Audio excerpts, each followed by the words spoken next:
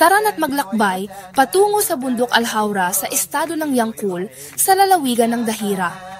Ang bundok Al-Haura ay isa sa mga pangunahing likas na yaman sa estado ng Yangkul at ito ang pinakamataas na tuktok sa estado, kung saan nakalagay ang simbolo ng estado.